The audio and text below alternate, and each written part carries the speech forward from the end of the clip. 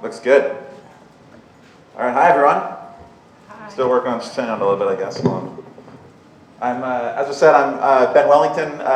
Such a pleasure to be here. It's really cool because I've read a lot of different people. It feels like the celebrities of civic tech are here. So it's been really cool to actually meet some of the people I've read a lot of their work and heard so much about. Today I'm going to be talking about some of the work I've done in open data. I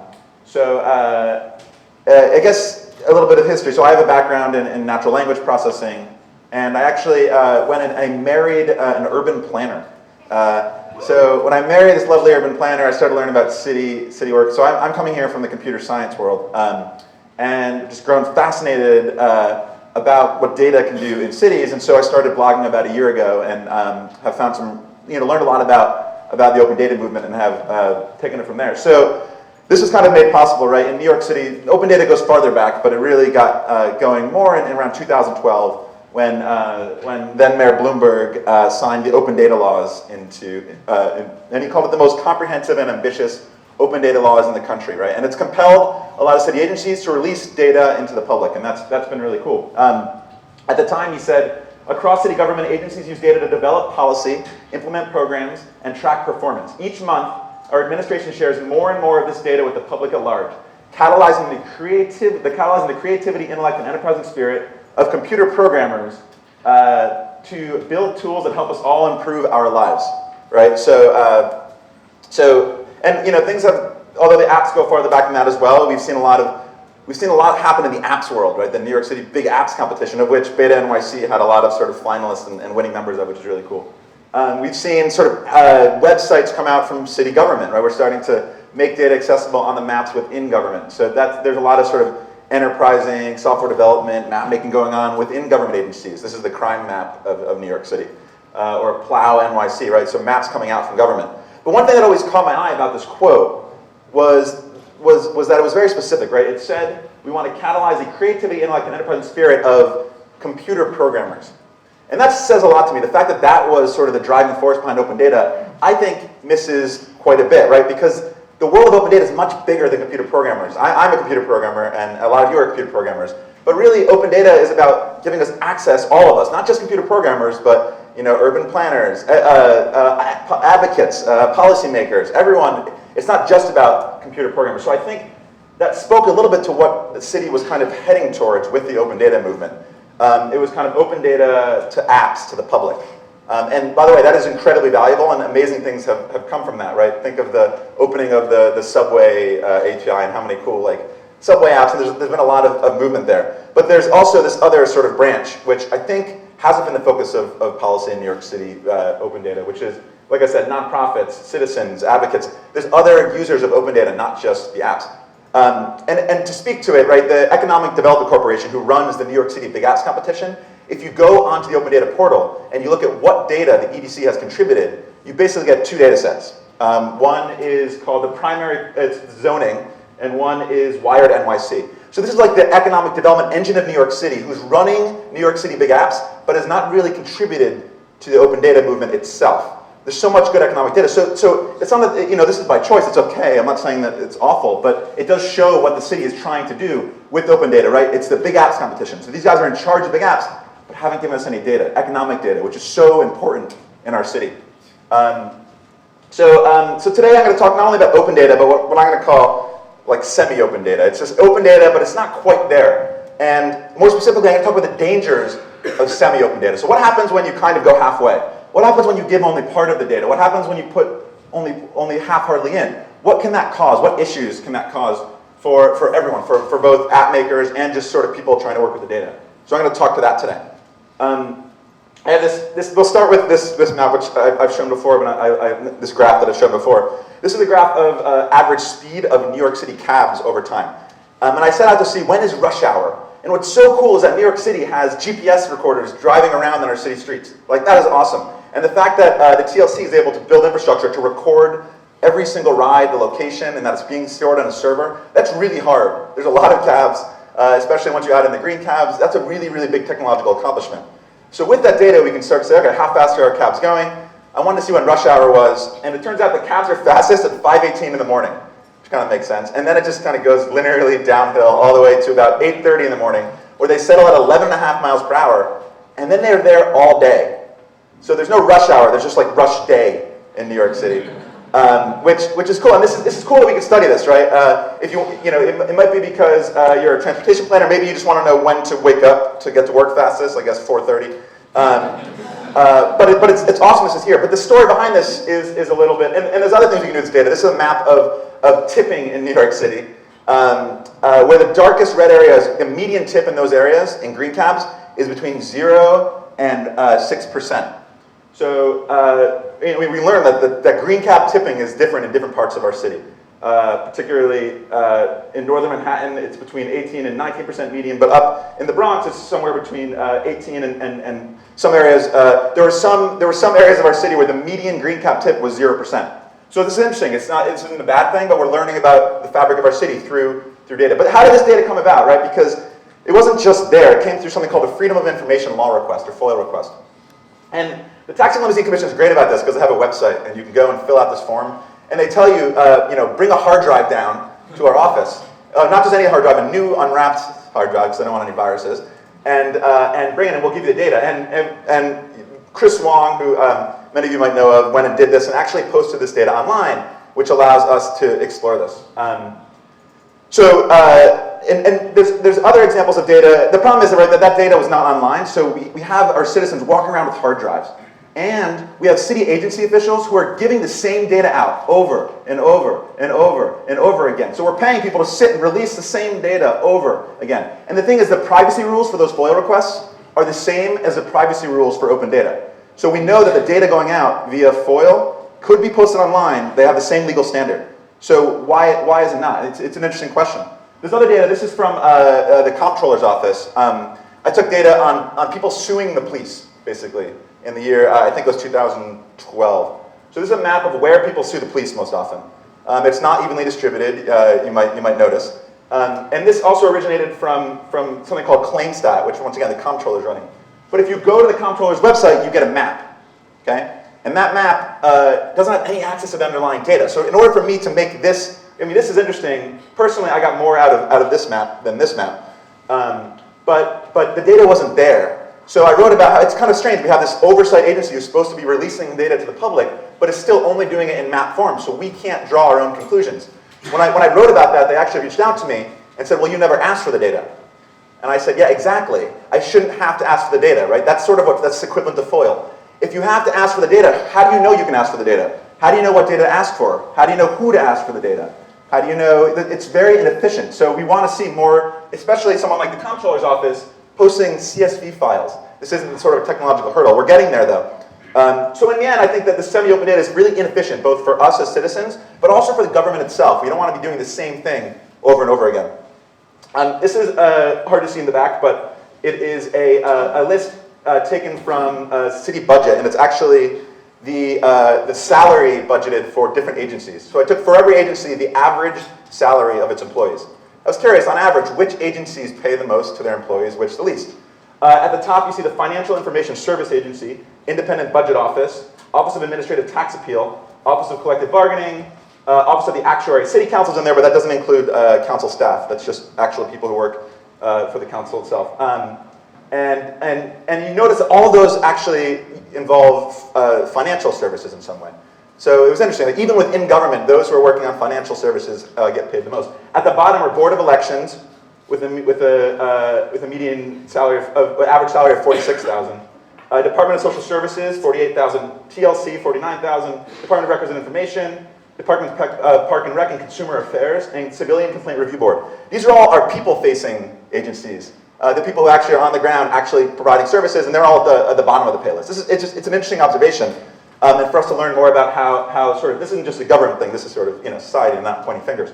But it's interesting to have access to it. But once again, this came from a PDF. Okay, I know. I've heard so much about scraping PDFs here, and it came from something that looked like this, hundreds and hundreds of pages. And specifically, I found this thread, and this was actually a thread on Beta NYC Google group. Hey, I'm scraping this budget. Cool, blah blah blah. And it's like as much as I'm outrageously grateful for people who do this, but I'm also saddened by the amount of talent going in. Like, if you were here and you released data PDF, you're probably making the person next to you write a scraper. There's no reason. It's one thing when you have like historical documents, like we're going back and we have, but this is happening on an ongoing basis, and we're just kind of, we can do better, I think. I also noticed the CCRB, the Civilian Complaint Review Board, they say that they issue a minimum of 14 reports per year to fulfill the mandate to inform the public and elected officials about complaint activity. But once again, it's a 43-page PDF every month with just numbers. I saw this blog post, which is a web scraping. It's your civic duty. In some ways it is. Putting out this information is important, but I would say that it also saddens me a bit that the people who are most passionate, like all people here who are here on like a weekend, a good chunk of them are doing PDF scraping. But couldn't we take that talent? Because the data is already public. Why are we making us do that? So I think we can make some small changes and make that a little better. So I think this semi-open data, doing PDFs, is use valuable talent to make public data actually public, right? We take our public data. I noticed an article the other day in the New York Post, private schools putting New York City at risk for measles outbreak. Thought, okay, well is that true? Let's see. And the New York Magazine had immune to logic. Some New York City private schools have dismal vaccination rates. WNYC, religious schools lead the vaccine opt-out list. So what do these all have in common? They use open data to do their analysis.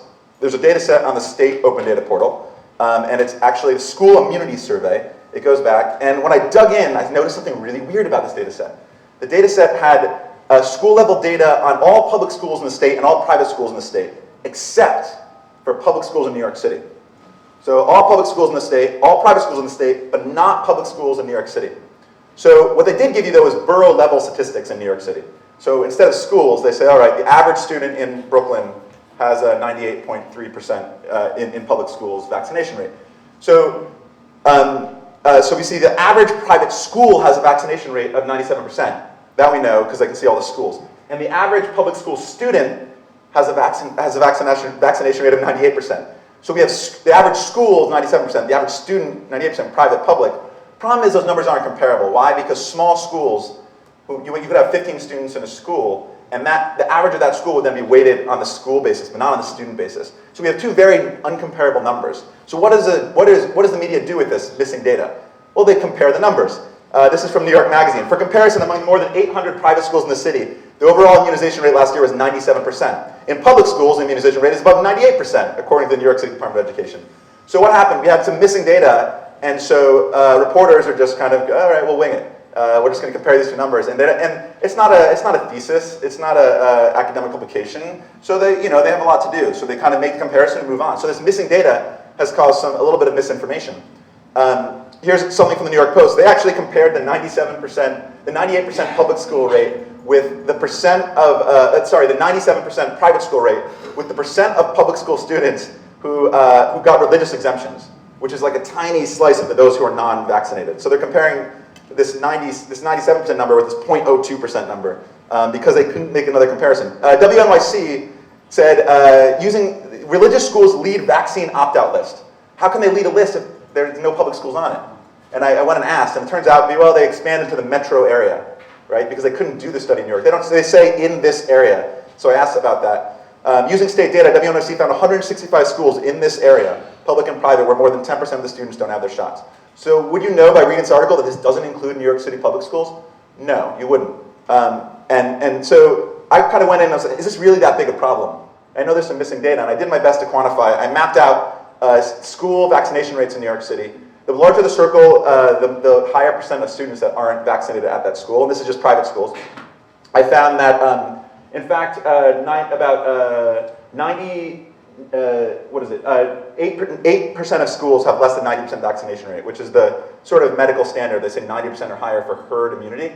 So about 8% of schools didn't reach that. And if you compare that with the country, I saw a USA Today article that said 1 in 7 public and private schools in the country have vaccination rates below 90%. Here in New York, our private schools, which made all those headlines, it's 1 in 12. So actually our private schools are almost 2 times better than the national average of all schools. And yet we get headlines like this. Why? Because when the data went out, it was partial open data, right? It was semi-open data. We gave 90% of the picture, we left 10% away, and we sort of asked our media to fill in the gap, and that can have mixed results. So I would argue, especially in a public health issue, it's important to go up to complete, not just semi-open data, but full open data, because we get misinformation otherwise. And this was recently, I don't know if you call it the Airbnb dump, inside Airbnb was really cool. I looked at just the density of Airbnbs in New York City and found that sort of, it was mostly in Hell's Kitchen, East Village and West Village had the highest density per person who lived there. Except for if you're looking at sharing a room, it was Williamsburg and Bushwick. That's where everyone shares rooms, but overall. And yeah, I looked at the ratings of Airbnb, the median rating. So people really enjoy Brooklyn and Queens more than Manhattan when they stay in Airbnb, which I thought was kind of cool. And Airbnb responded to this data, which was sort of scraped off their site, not by me, but by this inside Airbnb site. And they said, we do not comment on public scrapes of our information because, like here, these scrapes use inaccurate information to make misleading assumptions about our communities. So what are they saying? They're saying, if you scrape our data, you're not going to get the full picture. It's going to be inaccurate and misleading. Isn't that kind of what's happening in government agencies who put out PDFs? They're actually asking us to do the same issue. So if that's true, we're adding misinformation to the world. Let's just clean it up and release the data underneath. This is an article from Bloomberg Business Week, and it was basically on tipping in New York City. If you can see the histogram, it basically showed that there's spikes at 20%, 25%, and 30% when you ride in a cab. That makes a lot of sense. If you ever ride in a cab, there's the default buttons. You can kind of push them, right? They also show that tips go up in the evenings during rush hour by 1%. So at 5 p.m., suddenly all the tips go up 1%. And when asked why that might be, they reached out to the executive director of the New York Taxi Workers Alliance. She said, during rush hours, people appreciate the privacy and convenience of a taxi more than being packed in a subway. Most of the riders who take taxis in those hours are regulars and tend to talk more to drivers and have a more sensitive understanding of driver economics. So this just felt a little bit, 1% for that just felt like a lot for this psychological difference. And so I also noticed one other really weird thing, which is that according to their data, like 10 times more people tipped 21% than 19%. So we had this big spike at 20. Then at 21, it was like, but at 19, it was down there. So for the people who aren't using the default buttons, they're all overestimating by 1%, like all of them. It didn't seem to make sense, right? Why would they all overestimate a little bit? So I dug in, and first question was, well, 20% of what? What are we actually tipping on in a cab? There's a fare amount, there's a surcharge, there's a tax, and there's tolls. So it turns out that in the article, they just use the base fare. However, the computers in the back of cabs are not. They're using base fare and the surcharge. So when you think, what you think is a 21% tip based on the base fare is actually only a 20% tip because it's tipping on top of a larger number. So if you fix it, it goes from this to this, which is a lot cleaner. You get rid of all this sort of weird stuff. And by the way, the weirdest thing I found when looking at that is that actually two different vendors, there's Creative Mobile Technologies and Verifone, they use different math in the back of the cabs. If you ride in a Creative Mobile Technologies cab, you're paying 20% of your fare, surcharge, tax, and toll when you hit the 20% button. If you ride in a Verifone cab, you're only doing 20% of fare and surcharge. So that means that we're all tipping more in Creative Mobile Technology cabs if you're hitting those buttons. If you're hitting your own dollars, it doesn't matter. Which is really interesting. And if you do the math, it actually turns out to $250 more a year for half of our city's cab drivers. So half of our city cab drivers are getting paid more than the other half because of the computer system in the back.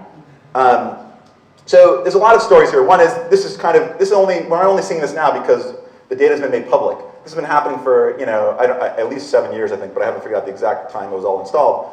And so now we're starting to see this information for the first time because it's just being put on the web, and we're starting to understand that there are some problems here. It's not that I expect this to have been known, but the fact that we can all get to it allows us to kind of iterate and find and discover things. And that's what sort of open data is all about, right? What a great thing we can help discover sort of some issues. The other thing is that data journalism, is similar to data science, okay? You have journalists who are going out and taking data and then doing analysis and putting out stories. One of the things about science, the scientific method, is reproducibility. This is really important. If you're doing something in medicine, you're doing something in physics, you put out your report, and it has to be reproducible. If somebody can't reproduce your results, then your paper is considered no good. We should hold data science to the same standards. If we're going to be doing analysis on data, it should be reproducible, right? Why? Because sometimes we make mistakes.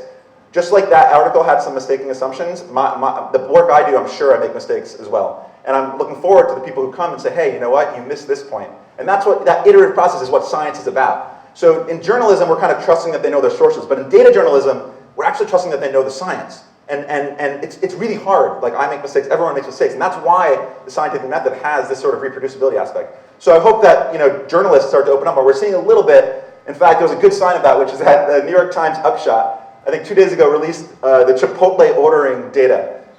They did a histogram on calories, and some people asked questions, and they actually put the underlying data on GitHub. I was like, yes, journalists putting out data. So we're starting to see a little bit of that. But if you're doing that kind of work, it's great to back it up, right? Have people recheck your work, and that's awesome. You're also seeing, remember the police slowdown. If I had like $1 for every person who asked me to analyze that, I'd probably have like $12, but still. But arrests were down. So the question is, what's happening here? Is this really happening? The answer was, I have no idea. Why don't you know? You studied it. Because there's no data. Well, how is it if there's no data? Why is it in the press? Because the press go down to the police department and they talk to the people they know and they get to look through the reports and they get to do that. That's what the press does.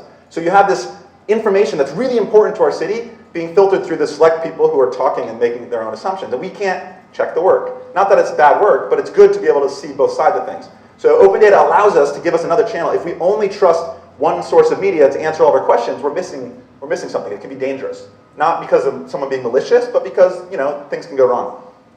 And there was this great tweet. The 5th Precinct had a 115% increase in bicycle collisions this year. Police officers will be enforcing violations by bicyclists. #bike safety. So this came out of the 5th Precinct. I went and looked at the data, and I was actually the opposite. The number of collisions had gone down. So I asked, and some media asked, and it kind of grew into this big question, what's going on? And we couldn't really figure it out. But in data-driven policy, once again, I don't expect all policy decisions to be backed up by data, but if you're going to tweet out some statistic and change the way you're doing our policing, it would be nice, and then it would be nice if that was reproducible, a little bit, right? Unfortunately, there was no information on what data set they used. None of the takes I took, I tried so many different ways, could find anything close to that. So reproducibility, once again, gives confidence in our city officials. I love data-driven policy, but I love it more when we can kind of understand it. So semi-open data does not allow us to easily replicate and verify work, so I think that's something we want to get better at. And by the way, a lot of the time academics are also doing this work, and it kind of can suffer from the same problem. This is a paper on the taxi tipping. And so a lot of the time city agencies will pair up with academics, but we have the same problem of reproducibility because these data sets are sort of given between the academic institution and government, and so they come out, but no one can kind of follow up and understand. So semi-open data, I guess the 4 things I'm putting across, so that it's inefficient for agencies and the public. It leads to, it uses some of our talent to just kind of scrape things when we could use that same excitement and passion to do more, like make more apps and make better things.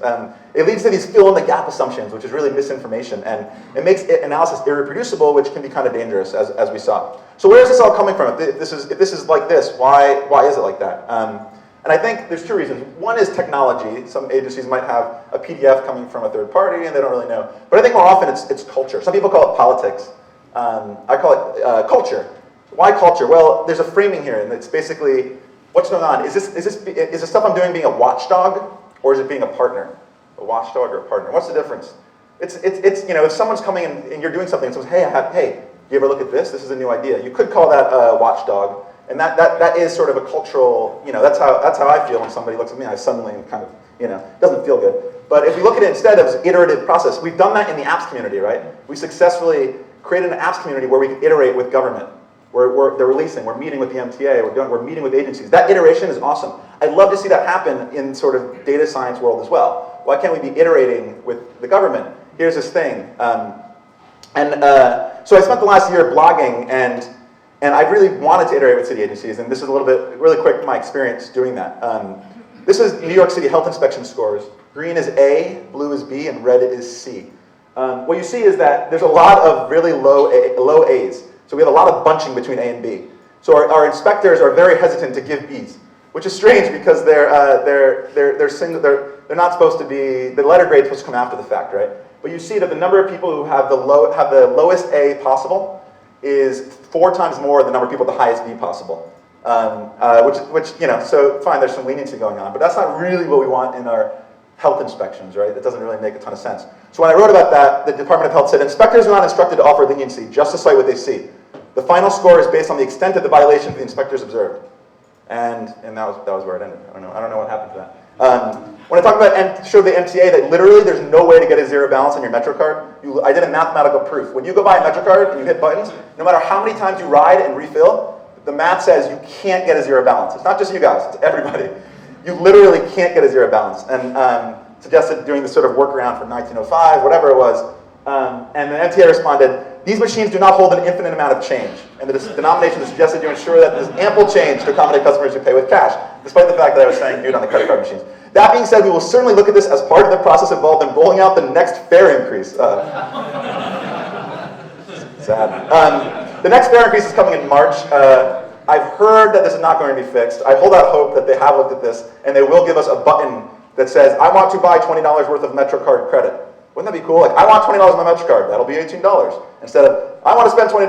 Okay, here's $22.43. I would love to see that reversed. I'm not holding out hope, but I haven't heard from them about that either. When I did this TLC thing, when I showed that half our cabs are different than the other, the TLC responded, we appreciate the work that went into his analysis and we're giving it a thorough read. I haven't heard from them either. When I did this NYPD thing and a lot of the press reached out to them, they said, oh, all right. So I never heard from them either.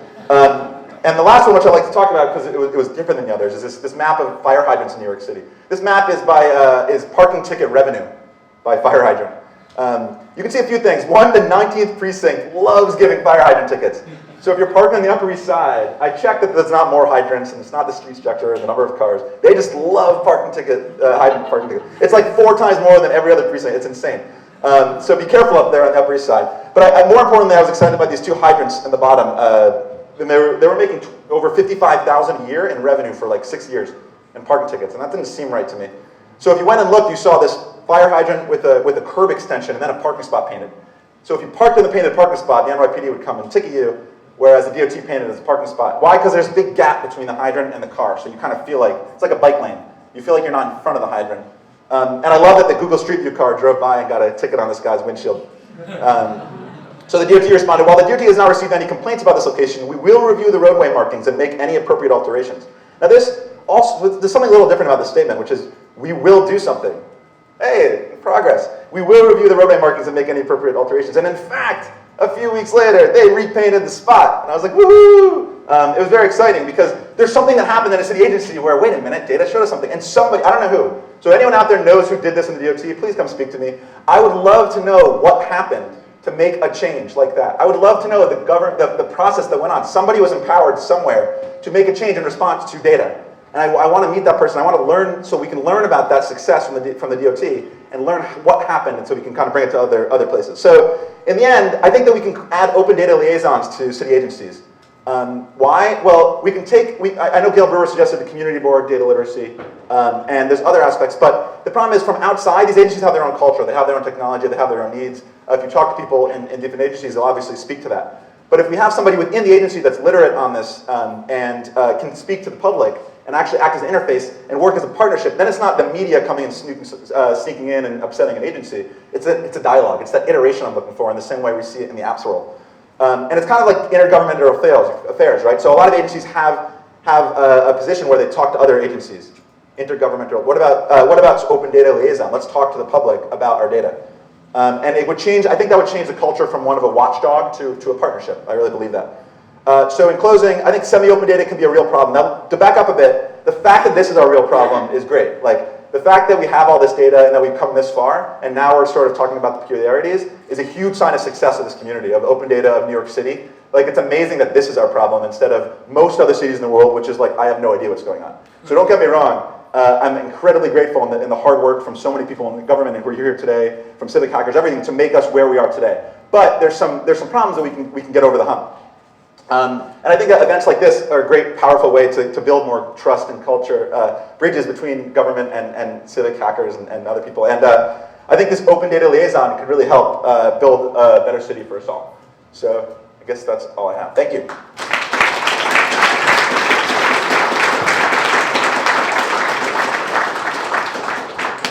That was great.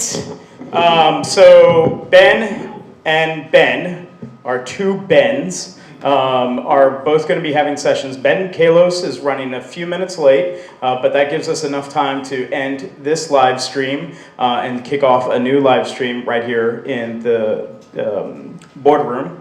And then Ben Wellington is going to be sticking around for a few more minutes before he has to head home. And he's going to be in Flatiron, which is, excuse me, once again, that way. Thanks for reminding me. It's the next biggest conference. It's the Flatiron is further down that way. It's 2 rooms from the last one. There we go. So once again, at 3 o'clock, please get your projects in. For those of you who are working on projects, put the GitHub URL, the project description, and your partners, and the kind of the certificate of awesomeness that you're seeking to achieve. Have that done by 3. At 3:30, we're going to be back here. As I forgot to show this to you. This is for Colin Riley. By the way, for those of you who don't know, we have, where is Colin? He's hiding behind a pillar. Colin, can you stand up? I'm going to totally out this guy, but it's great to have him. He got one of his staff members to show up yesterday. Colin is in charge of the city's, as I showed up here, DOIT, Department of Information Technology and Telecommunications, GIS department, and they make NYC Map, and their team has been making all of the other cool tools. So if you've seen the UPK, he's going to be talking about how to make, understanding NYC geodata, and he's going to be doing that in the Red Room. It's a great honor to have him step away from his family for a few hours and hang out with us. So this is the unconference board for those of you who've come in late. Hours are on the left-hand side. Rooms are at the top. There's room. The size rooms are underneath that. They're the people. It's going to be right on the other side of the blue telephone booth. People on the other side of the blue telephone booth, wave. Wave at me. Yeah, that's you guys. Okay, those people over there, the ones who are waving. Awesome. So these sessions are 45 minutes long. Try to time yourself. We're going to break now, and then if you want to join Ben, come join us. Otherwise, I'm going to put on some Everything is Awesome and some Katy Perry for those of you who are going to be hanging out in this room. Any questions? Last remaining questions? What are the topics for Ben and Ben's sessions? I'm sorry, say that? What are the topics for both of Ben's sessions? So Ben Wellington is Ben Wellington, hashtag Ben Wellington, at Ben iQuantNY. It's pretty much just a conversation. It's to be able to interface with Ben. We were going to be doing some Q&A, public Q&A, but it's a little bit difficult due to the time frame. So it's Ben Wellington on Ben Wellington. And then with Ben Kalos, it is a Civic Hacker Town Hall, an opportunity to talk to the chairman of the operations committee at City Hall.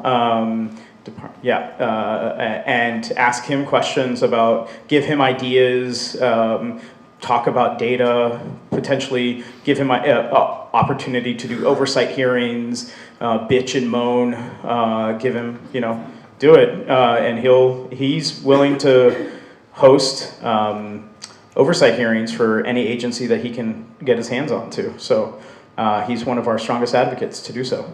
So let's utilize those 2 opportunities. All right. There's a hand in the back. Can we get the Bens together?